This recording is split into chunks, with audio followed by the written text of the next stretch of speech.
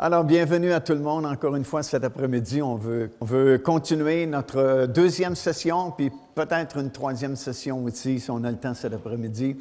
On veut partager avec vous concernant le retour du Seigneur Jésus-Christ, les événements de la fin. Puis on vous donne l'opportunité de poser vos questions. Et puis, on va essayer de répondre au meilleur de notre connaissance. Et puis, si je n'ai pas la réponse, le pasteur Casey va vous répondre sur les questions que vous allez demander. Alors, dans quelques minutes, on va ouvrir l'Assemblée et vous donner la liberté pour poser vos questions. J'aimerais juste vous rappeler qu'on est ici, puis c'est vraiment une journée spéciale, comme une espèce de talk show, où on veut parler concernant les événements de la fin, le retour du Seigneur Jésus-Christ. Puis ce qui est important pour l'Église, c'est vraiment de prendre conscience que nous sommes dans les derniers jours et que très bientôt, il va y avoir un changement majeur parce que la trompette va sonner et ceux qui se sont préparés seront changés dans un instant, dans un clin d'œil. Et nous allons monter dans les airs à la rencontre du Seigneur, alors que des tribulations terribles seront là sur cette planète qui vont conduire véritablement à l'établissement du royaume de Dieu, alors que nous allons revenir avec lui à peu près 7 ans plus tard, après notre enlèvement, pour co-régner avec lui dans ce royaume parfait de Dieu qui sera établi sur la planète. Et puis on veut considérer et prendre conscience surtout que nous sommes une génération particulière, nous vivons des temps vraiment spéciaux, parce que nous reconnaissons que la majorité, la plupart des signes qui nous ont été donnés dans la parole du Seigneur pour nous prévenir de la proximité de son retour sont déjà accomplis. Et comme j'ai mentionné ce matin, il y a 3 catégories de personnes bien distinctes mentionnées dans la parole de Dieu concernant Israël, les nations et l'Église de Dieu. Et des signes nous ont été donnés dans les 3 catégories. Et tous ces signes sont pratiquement tous accomplis présentement. Concernant la première catégorie, Israël, comme on a prié ce matin, il faut vraiment que le voile soit enlevé au-dessus de nos yeux et qu'on réalise qu'Israël, c'est comme l'horloge prophétique de Dieu. Et ce qui se passe en Israël, bien, nous indique vraiment l'époque, là où nous sommes rendus. Et vous savez, lors de notre dernier voyage en groupe en Israël, il y a quelques mois à peine, il y a vraiment quelque chose qui s'est produit vraiment, qui nous a vraiment touchés durant ce voyage-là. Parce qu'à chaque année, bien sûr, on se rend à Megiddo et on est sur le sommet des montagnes, puis on voit toute la grande vallée de Jezréel qui est devant nous. Et selon la parole de Dieu, c'est là qu'à la fin complètement des 7 années de tribulation, la plupart des armées du monde auront des représentants qui vont se rassembler dans la vallée de Megiddo, vallée de Jezréel, pour attaquer une dernière fois Jérusalem et détruire le peuple juif, si c'est possible. Et à chaque année, je donne un enseignement. Vous savez, c'est toujours bon parce que c'est une chose de donner un enseignement sur Armageddon dans une église, mais c'est toute une autre chose d'être là en personne sur la montagne de Megiddo et de donner le même enseignement. Alors, les gens apprécient beaucoup à chaque fois les enseignements qu'on nous donne là-bas. Mais cette année, alors que nous étions en route vers Megiddo, j'étais assis à côté d'un des membres de notre équipe qui organise ces voyages-là. Et je lui ai dit, « Tu n'as jamais soufflé dans le chauffard lorsqu'on visitait Megiddo. » J'ai dit, « J'aurais à cœur cette année que tu puisses le faire. » Et il m'a répondu, « C'est curieux, parce que cette nuit, le Saint-Esprit m'a réveillé et il m'a dit, « Cette année, tu vas sonner le chauffard à Megiddo. » Alors, c'était comme une confirmation pour lui. Alors, on s'est rendu à Megiddo et j'ai donné mon enseignement comme je fais habituellement au sommet de ces montagnes. Et après l'enseignement, j'ai demandé à mon ami de souffler dans le chauffard face à la vallée de Jezréel. Et c'est ce qu'il a fait. Et lorsqu'il a soufflé dans le chauffard, c'est comme s'il y a une onction qui est tombée sur tout le groupe en réalité. Puis la meilleure façon que je peux vous expliquer le type d'onction qu'on a ressenti, c'est comme c'était une onction de compassion pour Israël, comme si on ressentait qu'Israël était sur le point d'entrer dans une phase très critique de son histoire. Puis là, il y a comme un silence qui s'est fait. Et puis, au début, je pensais qu'il y avait juste nous qui avions été touchés en avant. Mais dans le silence qui s'est fait, tout à coup, j'entends des sanglots. Derrière moi, je me retourne puis je me rends compte que la plupart des gens qui étaient avec nous, une cinquantaine de personnes, avaient ressenti la même onction, la même compassion pour Israël.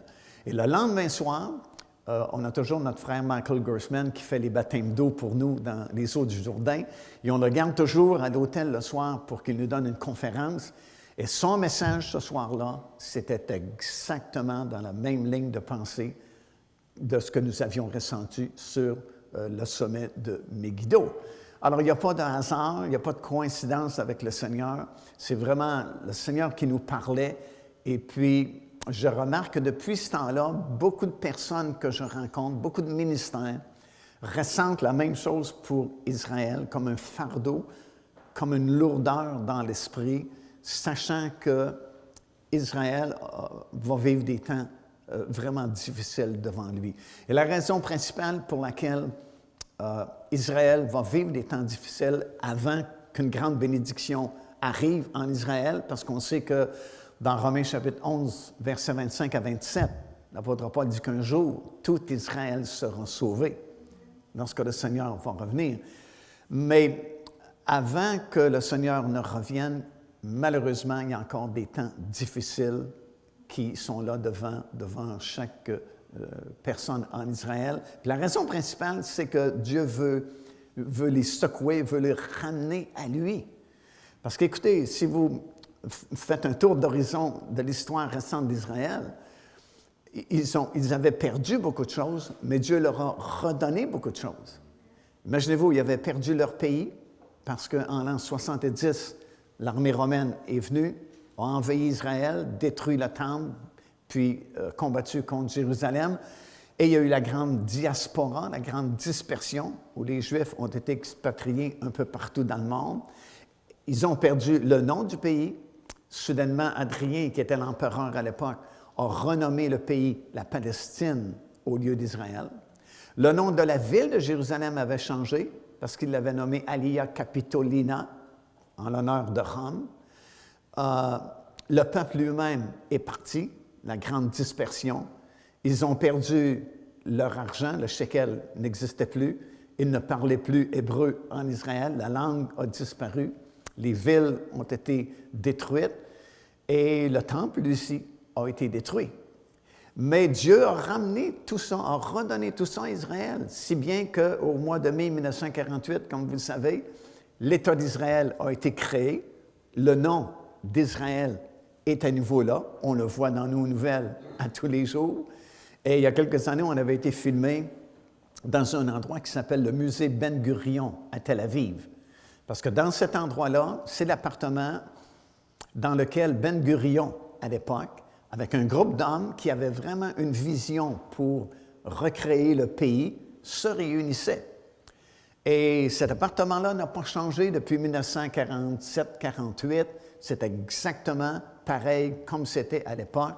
Ce sont les mêmes rideaux, les mêmes pièces d'ameublement, les mêmes anciens microphones qu'on utilisait à l'époque. Et puis, on avait été filmé à l'intérieur de ce musée-là, maintenant, qu'on appelle le musée Ben Gurion. Et puis, vous savez, à l'époque, il n'y avait pas d'ordinateur, on travaillait surtout à la main. Et puis, ils avaient décidé d'appeler le nouveau pays Sion. Et puis, vous voyez le mot Sion barré avec un X. Ils ont changé d'idée, puis ont dit non, on va l'appeler Eretz Israël, qui signifie le grand Israël. Puis, ils se sont dit, non, ça va probablement provoquer le monde arabe autour de nous. Puis, troisième choix, ils ont dit, on va appeler ce nouveau pays Israël, tel que c'était prophétisé dans la parole de Dieu. Alors, le nom du pays est revenu, le pays est revenu, Jérusalem est revenu sous l'administration juive depuis 1967, comme nous savons. L'argent est revenu. Si vous allez en Israël aujourd'hui, vous payez avec des shekels. La langue est revenue. On n'a jamais vu ça dans l'histoire de l'humanité, qu'une langue soit perdue puis qu'elle soit revenue. Et c'est un monsieur qui s'appelait Ben Yehuda, qui était un immigrant russe, qui est revenu s'établir en Israël, qui a créé le premier dictionnaire de l'hébreu moderne que nous avons aujourd'hui. Ben Yehuda, c'est un quartier aussi à Jérusalem, de magasins, Et souvent, quand on visite le pays, les gens veulent aller faire des emplettes dans ce quartier-là qui s'appelle Ben Yehuda, mais c'est en l'honneur de Ben Yehuda qui a recréé la langue, l'hébreu qu'on parle aujourd'hui en Israël. L'armée était inexistante aussi autrefois, il avait perdu son armée, mais aujourd'hui, c'est une très grande armée, une des meilleures du monde. Alors Dieu a ramené beaucoup de bénédictions, beaucoup de choses en Israël. Les déserts sont refleuris. Vous allez en Israël et c'est vraiment magnifique de voir les palmiers, les dattiers, les arbres fruitiers qui ont poussé en plein désert dans le pays d'Israël. Les villes ont été reconstruites. Le shekel est revenu. La langue, à nouveau, c'est l'hébreu qui est là. Jérusalem est conquise. Le pays existe. Le nom d'Israël est revenu. Mais le peuple, lui, n'est pas revenu à Dieu. Et chose qui étonne souvent les gens qui voyagent avec nous en Israël, c'est de constater que la plupart des gens là-bas ne croient même plus en Dieu. Il y a juste un petit groupe de Juifs messianiques, comme on les appelle, parce qu'ils ont accepté Jésus-Christ comme leur Seigneur et leur Messie.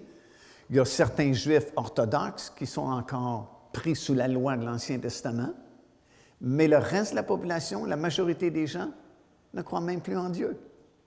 Je me souviendrai toujours du premier voyage qu'on a fait en Israël, puis on avait un frère qui était là dans la mer Morte, qui était en train de flotter dans les eaux de la mer Morte, puis il y avait un Israélien juste à côté, qui lui aussi était dans les eaux de la mer Morte, et puis notre ami demande à ce monsieur, à cet Israélien, quelque chose comme, il dit, vous êtes béni, vous êtes chanceux, c'est le pays de Dieu, vous croyez en Dieu.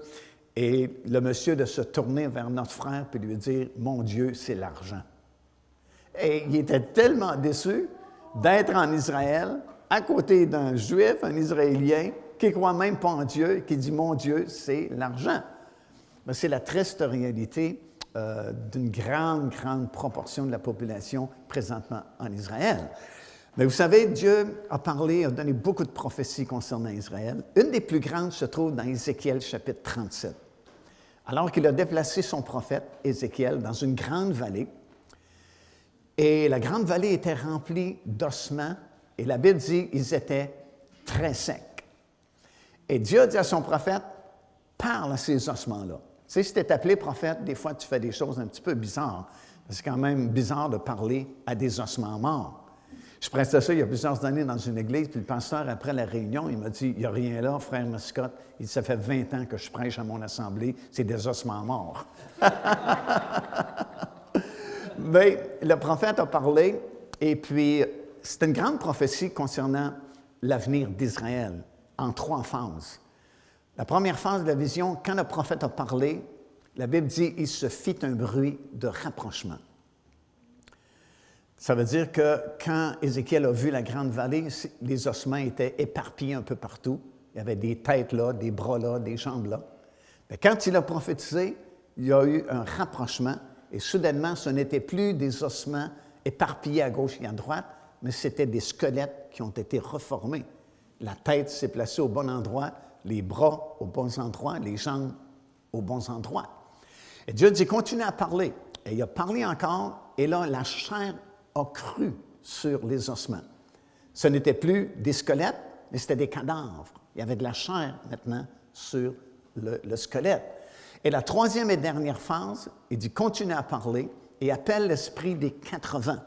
Et c'est ce qu'Ézéchiel a fait.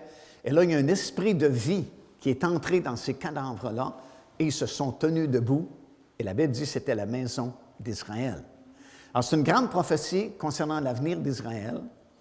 Et en 3 parties. Première partie, c'est un rapprochement. Ça a débuté avec le mouvement sionisme, qui soudainement a mis à cœur aux Juifs du monde entier le goût, le désir de revenir s'établir en Israël.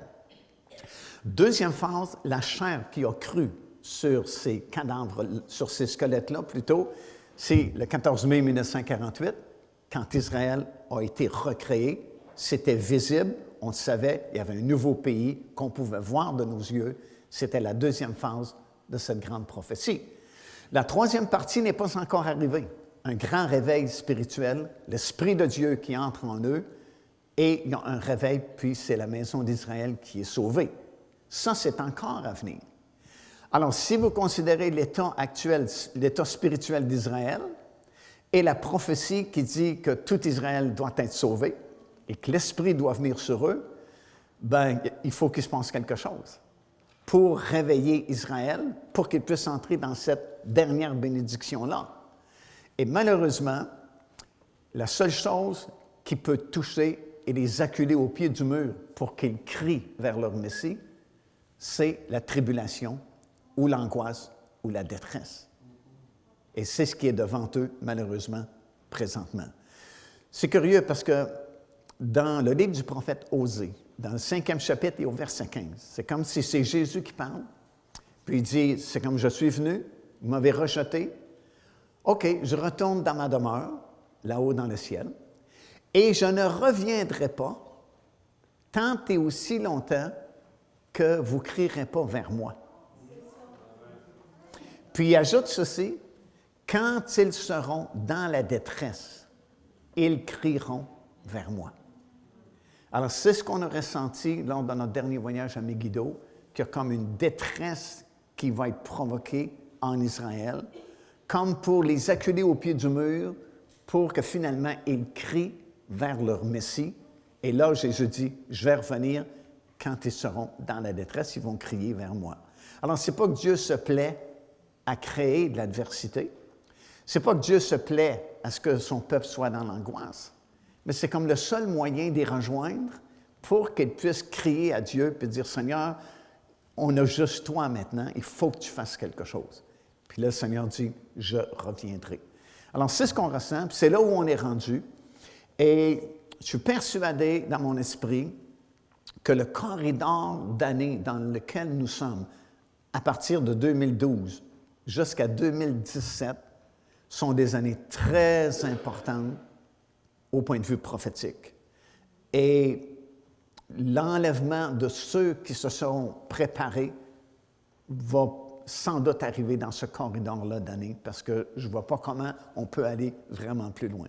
Toutes les prophéties pointent vers ce groupe d'années-là. Les prophètes eux-mêmes, certains prophètes ont prophétisé des choses vraiment très précises pour cette période-là. Il y a un ancien rabbin, il y a très, très longtemps, qui avait prophétisé au sujet de l'Empire ottoman. Combien de temps l'Empire ottoman régnerait sur Jérusalem. Et il ne s'est pas trompé. Il avait dit, un jubilé plus tard, la ville de Jérusalem va revenir sous le contrôle juif, et il ne s'est pas trompé non plus.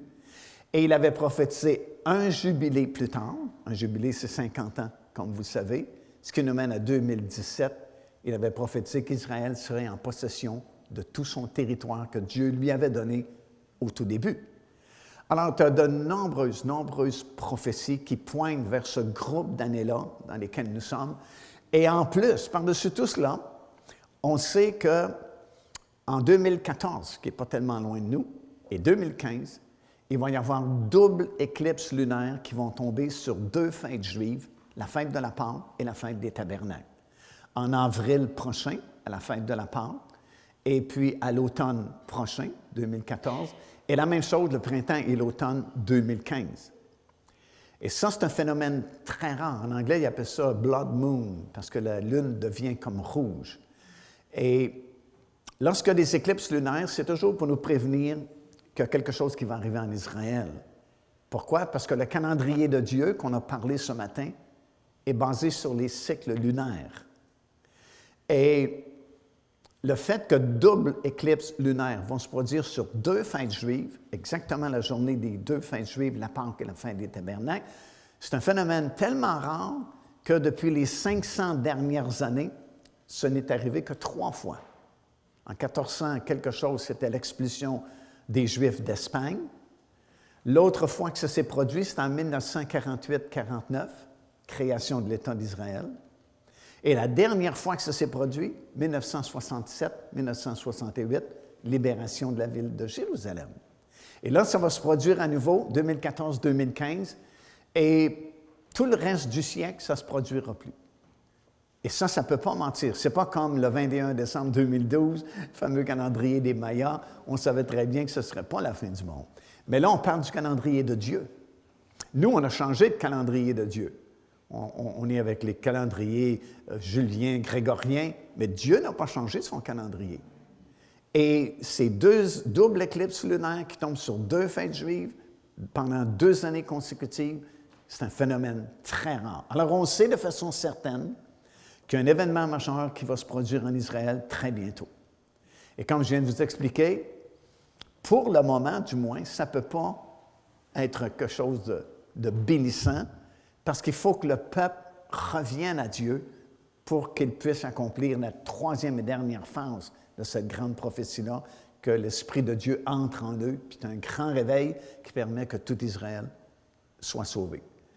Alors, c'est vraiment très important, ces quelques années-là qui sont devant nous, et ça devrait nous parler fortement encore à nous qui avons le privilège de savoir ces choses-là par la parole de Dieu.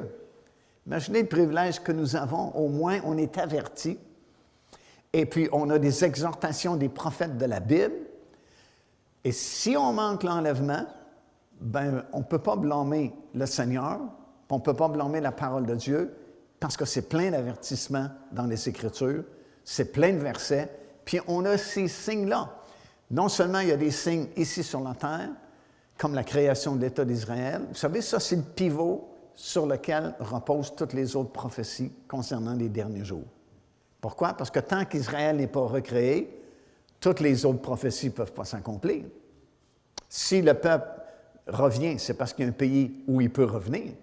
Mais si Israël n'est pas recréé, le peuple ne peut pas revenir. Jérusalem ne peut pas revenir sous l'autorité juive. Les prophéties des déserts qui vont refleurir ne peuvent pas s'accomplir, et ainsi de suite. Alors, c'est des grands signes. Libération de la ville de Jérusalem en 67, c'est un autre grand signe, parce que dans le livre des Psaumes, ça nous dit carrément que lorsque Dieu va reconstruire Sion, il va apparaître dans sa gloire. Donc, on est rendu vraiment à la fin. Et en plus de ça, Dieu donne des signes dans le ciel. Il a bien dit, il y aura des signes dans le ciel. Et puis, bien souvent, on a peur d'étudier les signes dans le ciel parce que le diable a perverti toutes ces choses-là, comme les constellations.